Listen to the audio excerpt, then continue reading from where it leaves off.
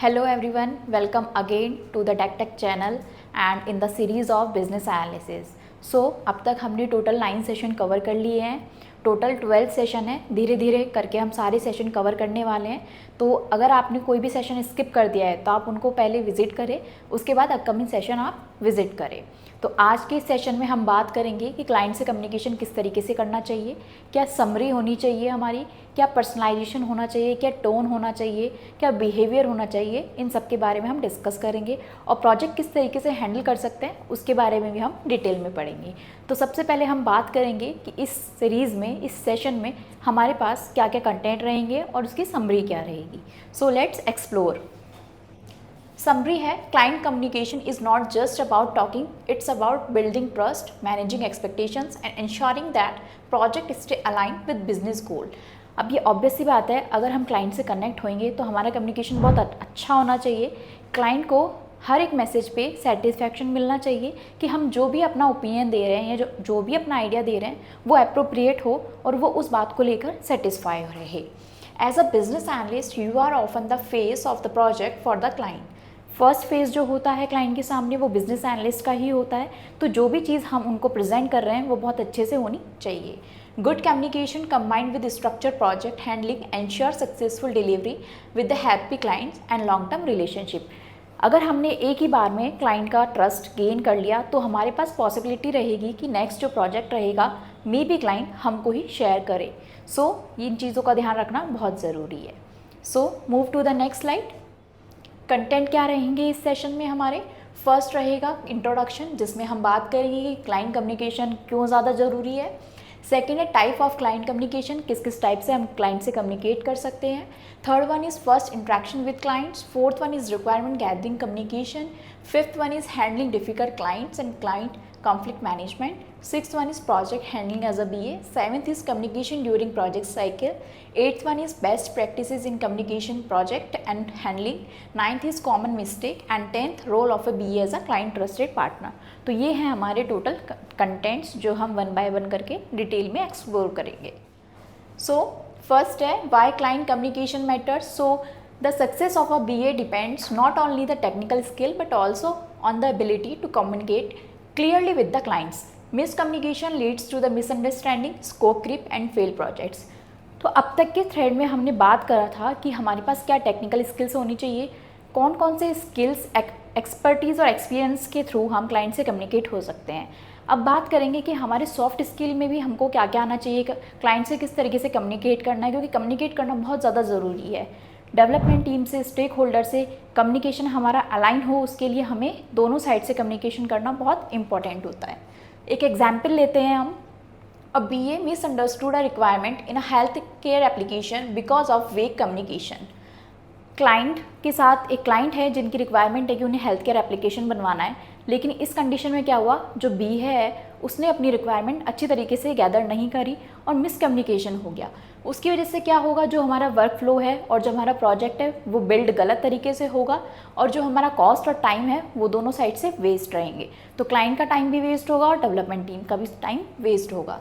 तो उसके लिए हमें क्या करना चाहिए, always confirm requirements in writing email और मीटिंग नोट्स।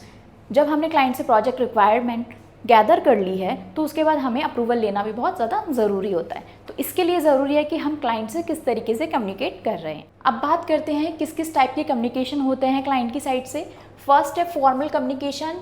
फॉर्मल मीन्स हम मीटिंग्स के थ्रू या ईमेल्स के थ्रू या रिपोर्ट्स के थ्रू क्लाइंट से कम्युनिकेट कर सकते हैं, अपना रोल प्रेजेंट कर सकते हैं, प्रोजेक्ट की रिक्वायरमेंट अंडरस्टैंडिंग शेयर कर सकते हैं। इनफॉर्मल कम्युनिकेशन है जिसमें हम चैट कर सकते हैं क्विकली। सपोज करो क्लाइंट ने मैसेज करा है तो हमें क्विकली रिस्पॉन्ड करना पड़ता है at a time. Clarification on snap, WhatsApp, ये हमारे कुछ टूल्स हैं, आउटसाइड हम क्लाइंट से कनेक्ट हो रहे हैं तो हमारे जो प्रोफेशनल टूल्स हैं, एप्लीकेशन है, उनके थ्रू हम कम्युनिकेट हो सकते हैं। That is informal, quick updates के लिए हम इनको यूज़ करना है। रिटर्न कम्युनिकेशन किस तरीके से है, लाइक BRD। जैसे मैंने पहले भी बताया है कि BRD जो होगा रिक्वायरमेंट गैदरिंग के बाद फर्स्ट डॉक्यूमेंट होता है जिसमें हम अपनी अंडरस्टैंडिंग भेजते हैं, अपना प्रोजेक्ट स्कोप भेजते हैं, टाइमलाइन भेजते हैं, बजट भेजते हैं।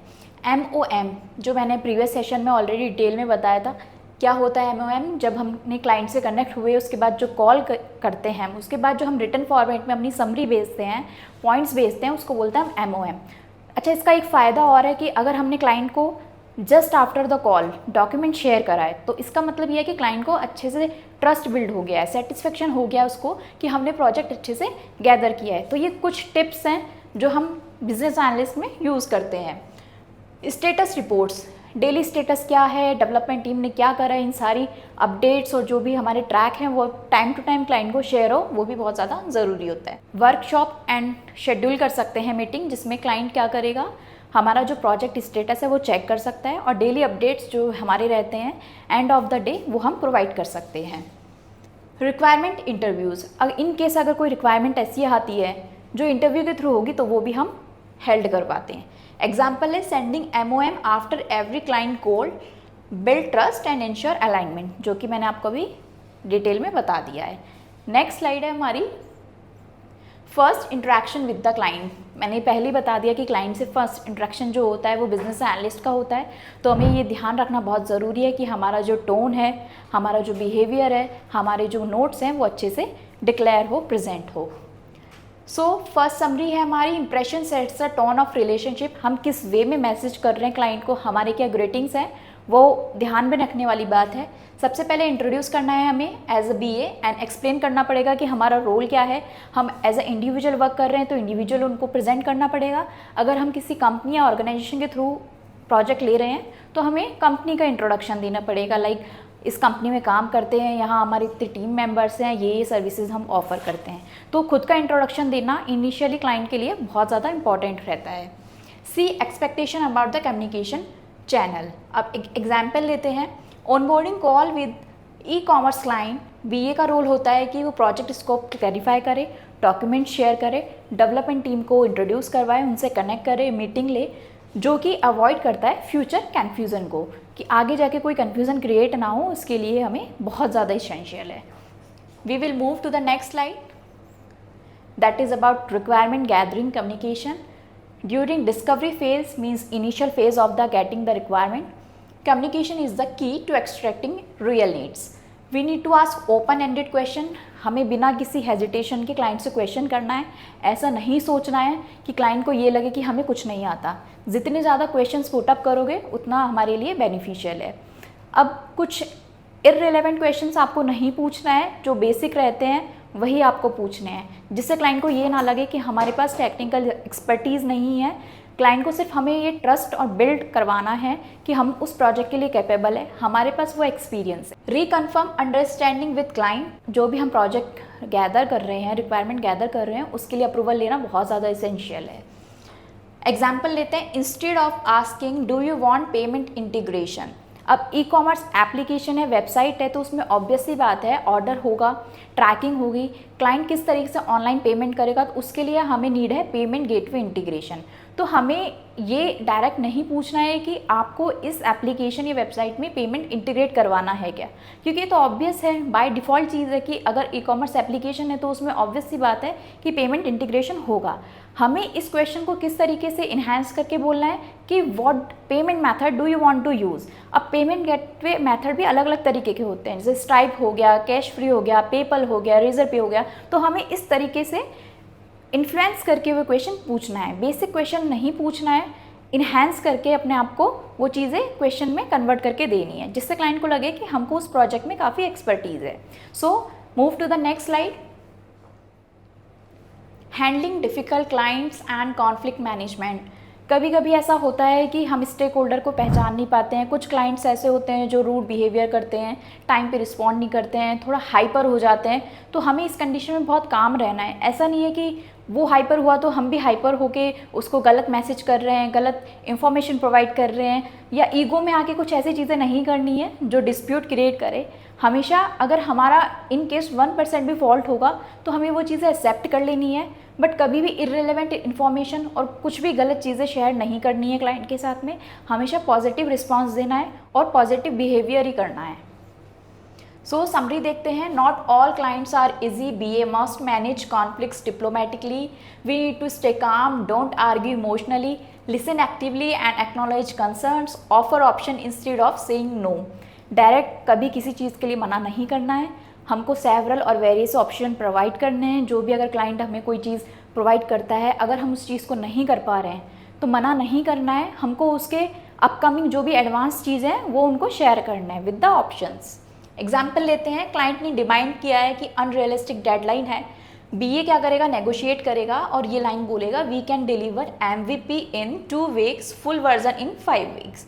तो हमें बहुत कामली इन चीज़ों को हैंडल करना है, क्लियर मना नहीं करना है क्लाइंट को कि हम ये तो बिल्कुल कर ही नहीं सकते हैं, ये तो पॉसिबल ही नहीं है, ऐसे कैसे हो सकता है, आप ये कैसे बोल सकते हो, ये चीज़ नहीं करनी है। जो भी हमारा प्रोजेक्ट है वो अच्छे से हैंडल करना है, बिना किसी रूड हुए, शांत हुए गुस्सा नहीं करना है। तो इस तरीके से प्रोजेक्ट को मैनेज किया जाता है। अगर हमारा फॉल्ट भी है तो हमें उसे एक्सेप्ट कर लेना चाहिए और उनको इन्फॉर्मेशन प्रोवाइड करनी चाहिए कि ये किस वजह से हुआ है। झूठ नहीं बोलना है, जितनी भी सारी चीज़ें हैं वो सही सही वे में हमें कन्वे करनी है। Move to the next slide. Project handling as a BA, summary देखते हैं इसकी एक बार।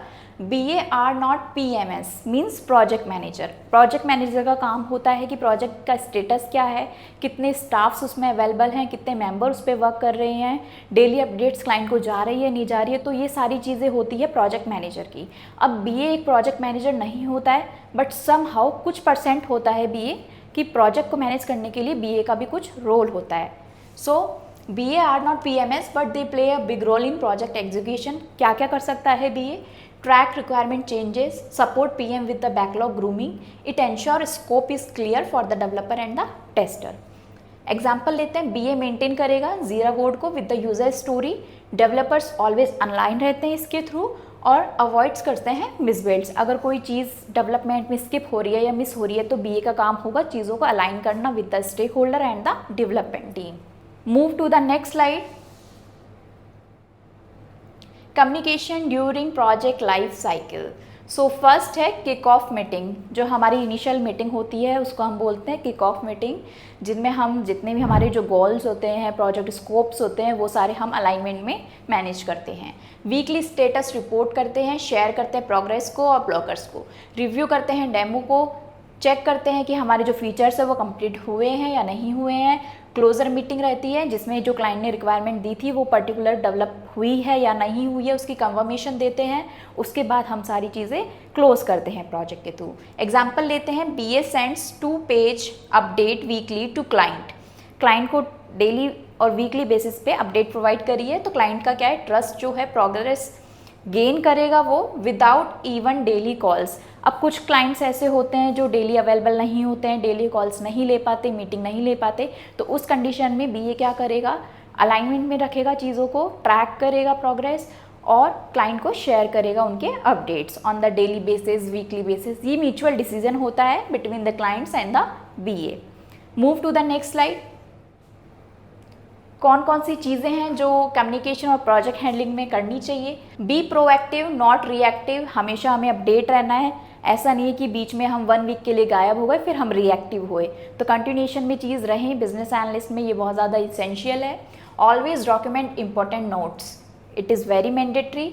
Never over promise, always set realistic expectation. ऐसा नहीं है कि कोई प्रोजेक्ट 2 महीने का है तो हम उसको 2 दिन में कंप्लीट करके दे देंगे। जो चीज़ पॉसिबल ही नहीं है उसको हमें कोई अपना कमिटमेंट नहीं देना है।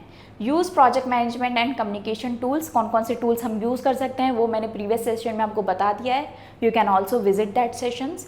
Respect cultural and time zones differences. Client से हमें आर्ग्यूमेंट नहीं करना है कि आपका टाइम जोन ये है, हमारा टाइम जोन ये है। कन्फ्लिक्ट्स पैदा होते हैं इसके अकॉर्डिंग, क्योंकि अगर क्लाइंट बोलेगा कि हमारे टाइम पे आपने काम नहीं किया तो आप बोलोगे कि हमारा तो ये वाला टाइम है। तो ये सारे म्यूचुअल डिसीजन होते हैं जो आपको इनिशियली मीटिंग्स में कंफर्मेशन के थ्रू लेने पड़ते हैं। तो ऐसे हमें किसी से आर्ग्यूमेंट नहीं करना है, ना ही स्टेक होल्डर से करना है, ना कोई डेवलपमेंट टीम से करना है। BA इसलिए ही ब्रिज होता है दोनों चीज़ों के बीच में। नेक्स्ट स्लाइड है हमारी, common mistakes to avoid. Using too much jargons client may not understand. हमें ज़्यादा टेक्निकल जार्गन्स और टेक्निकल डिटेल्स यूज़ नहीं करनी है जो क्लाइंट को समझ में ही ना आए, डॉक्यूमेंट ही फिर से रिव्यू करना पड़े। तो डॉक्यूमेंट में हमें हमेशा ऐसी चीज़ मेंशन करनी है जो क्लाइंट को इजीली समझ में आए। ChatGPT और AI का यूज़ हमें करना है, बट इस हद तक नहीं करना है कि क्लाइंट को वो चीज़ें समझ में ही ना आए। तो अगर आप डॉक्यूमेंट बना रहे हो तो एक बार रिव्यू कर लो कि आपने वो डॉक्यूमेंट सही फॉर्मेट में बनाया है जिससे क्लाइंट को समझ में आए। इग्नोरिंग फॉलोअप ईमेल्स, अगर क्लाइंट रिस्पॉन्ड नहीं कर रहा है तो फॉलो अप लेना बहुत ज़रूरी है। ऐसा नहीं है कि क्लाइंट ने रिप्लाई नहीं करा है तो आप भी ईगो में आके रिप्लाई नहीं करोगे, आपको उन्हें time to time follow up लेना है। तो ये चीज़ें को ध्यान रखना बहुत ज़रूरी है। Not controlling scope creep, scope creep के बारे में मैंने ऑलरेडी बताया है कि अगर कोई प्रोजेक्ट है उसमें न्यू इन्हांसमेंट आता है बिना किसी टाइमलाइन और कॉस्ट को चेंज किए, तो वो चीज़ हमको कंट्रोल करनी पड़ेगी, क्योंकि हमारा भी टाइम वेस्ट होगा और कॉस्ट वेस्ट होगा और हम नई चीज़ें प्रोजेक्ट में ऐड करते जाएंगे। तो इसको भी ध्यान रखने वाली बात है। Promising deadline without consulting team, ऐसा नहीं है कि बीए ही सब चीज़ों का देवता है या मैनेजर है। आपको टेस्टिंग और डेवलपमेंट टीम से कंसल्ट करके डिस्कस करके ही जो टाइमलाइन है हमारी वो ही देनी चाहिए। प्रोजेक्ट मैनेजर है आपका या जो भी आपकी इंटरनल टीम है उनसे डिस्कशन करने के बाद ही आपको जो डेडलाइन है प्रोजेक्ट की वो सबमिट करनी पड़ती है। नेक्स्ट स्लाइड है हमारी। रोल क्या है बीए का? As a client trusted partner, a BA is not just a note taker, they are an advisor who guides the client on what is feasible, what adds value and what should be avoided. Example लेते हैं, client ask for a feature that add complexity but no business value. कभी कभी कुछ ऐसे client होते हैं जो फालतू में फीचर्स ऐड करवाते हैं जिनके बिजनेस गोल्स का कोई रोल नहीं होता, बिजनेस वैल्यू नहीं होती, वो फीचर का कोई रोल नहीं होता उस पर्टिकुलर प्रोजेक्ट में। तो बीए का काम होगा कि उनको समझाना, उनको एक्स्ट्रा चीज़ें ऑफर करना। So BA suggest alternative solution that will save our time and the cost. Thank you so much for watching this video. अब तक हमने 10 सेशन कवर कर लिए हैं, अब सिर्फ 2 सेशन ही रिमेनिंग है जिसमें हम बात करेंगे सॉफ्ट स्किल डेवलपमेंट में, और लास्ट सेशन जो हमारा होगा वो पूरा होगा हमारे जितना भी कोर्स है उसका समरी, एक एग्जाम्पल प्रोवाइड करेंगे और इनिशियल टू एंड तक जो भी प्रोसेस रहेगा बिजनेस एनालिस्ट का वो हम कवर अप करेंगे।